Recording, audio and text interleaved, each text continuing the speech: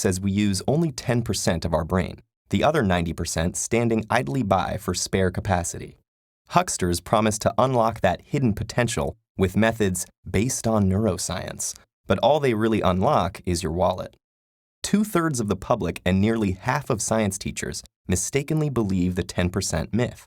In the 1890s, William James, the father of American psychology, said, "Most of us do not meet our mental potential."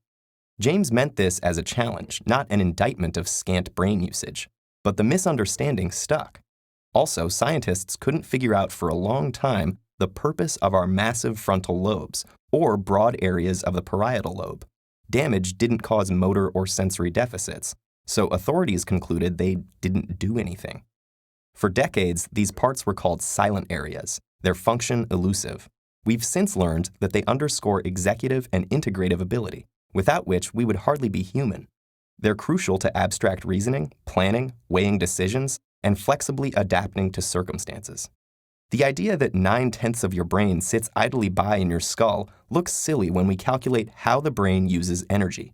Rodent and canine brains consume 5% of total body energy. Monkey brains use 10%. An adult human brain, which accounts for only 2% of the body's mass, consumes 20% of daily glucose burned. In children, that figure is 50%, and in infants, 60%. This is far more than expected for their relative brain sizes, which scale in proportion to body size.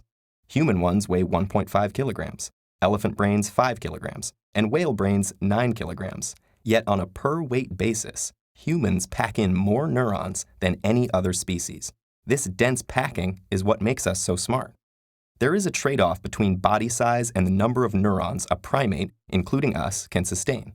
A 25-kilogram ape has to eat 8 hours a day to uphold a brain with 53 billion neurons. The invention of cooking 1.5 million years ago gave us a huge advantage. Cooked food is rendered soft and pre-digested outside of the body. Our guts more easily absorb its energy. Cooking frees up time and provides more energy than if we ate foodstuffs raw. And so we can sustain brains with 86 billion densely packed neurons, 40% more than the ape. Here's how it works. Half the calories a brain burns go towards simply keeping the structure intact by pumping sodium and potassium ions across membranes to maintain an electrical charge. To do this, the brain has to be an energy hog. It consumes an astounding 3.4 times 10 to the 21st power ATP molecules per minute. ATP being the coal of the body's furnace. The high cost of maintaining resting potentials in all 86 billion neurons means that little energy is left to propel signals down axons and across synapses, the nerve discharges that actually get things done. Even if only a tiny percentage of neurons fired in a given region at any one time, the energy burden of generating spikes over the entire brain would be unsustainable. Here's where energy efficiency comes in. Letting just a small proportion of cells signal at any one time, known as sparse coding, uses the least energy but carries the most information, because the small number of signals have thousands of possible paths by which to distribute themselves. A drawback of sparse coding within a huge number of neurons is its cost. Worse, if a big proportion of cells never fire, then they are superfluous, and evolution should have jettisoned them long ago. The solution is to find the optimum proportion of cells that the brain can have active at once. For maximum efficiency, between 1% and 16% of cells should be active at any given moment. This is the energy limit we have to live with in order to be conscious at all. The need to conserve resources is the reason most of the brain's operations must happen outside of consciousness.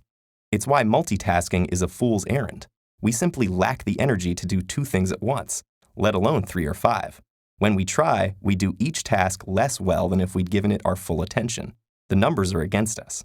Your brain is already smart and powerful, so powerful that it needs a lot of power to stay powerful, and so smart that it has built in an energy efficiency plan.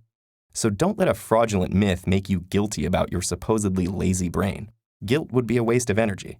After all this, don't you realize it's dumb to waste mental energy? You have billions of power-hungry neurons to maintain. So hop to it.